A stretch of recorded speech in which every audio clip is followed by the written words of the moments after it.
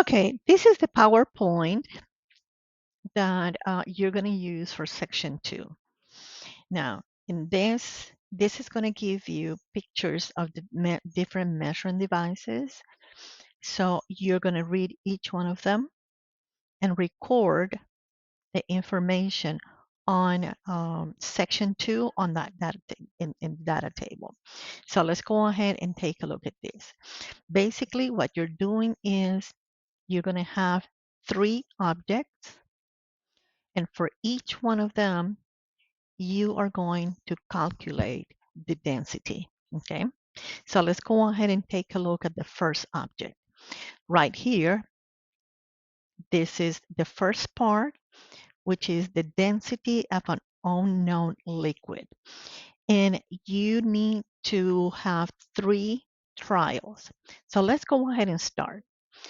Let's take a look at the triple beam balance. So the triple beam balance is giving you the mass of an empty graduated cylinder. And this is the part that you need to pay attention. The mass is going to be 20 because, as you can see, the cursor right here is at 20. Okay. Then, very, very important that you take a look at the scale division of the instrument. What do I mean by that? Well, I mean that if you look at the bottom scale, there are different notches every 10th of a gram. Those notches is what we call the precision of the instrument.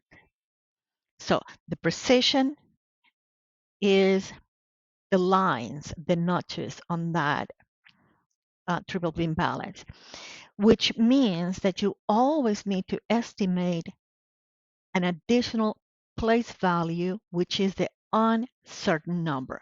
So in this case, I would say 25.20 grams, 25.20, because I'm including the 10th place value because there's a line, there's a notch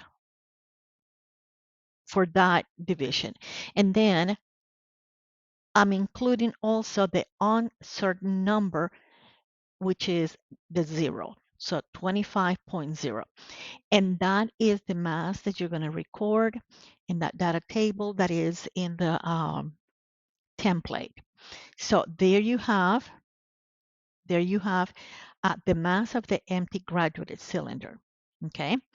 Now, on your data table, that number will go right here.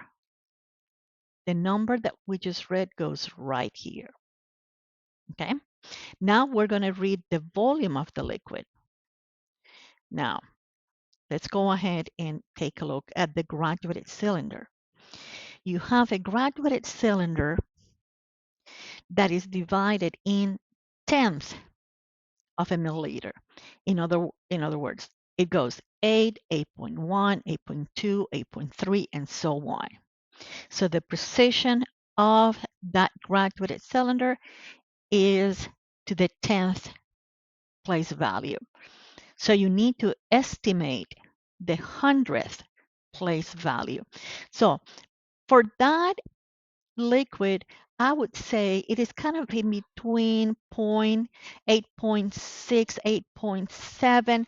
So my best guess would be 8.65. So again, I go to my data table and I'm going to report that volume right here, where you see it right here. Got it?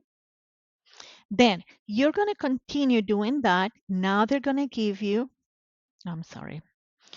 Now you have the graduated cylinder and the liquid. And again, you need to record the reading, which is 35, I would say 0.990. And that is the number that you're going to record right here as you go through. So you just completed I'm sorry, trial 1. The next thing that you need to do is trial 2 and then trial 3. Once you're finished with that, then you are going to record data for the density of an irregular shaped solid.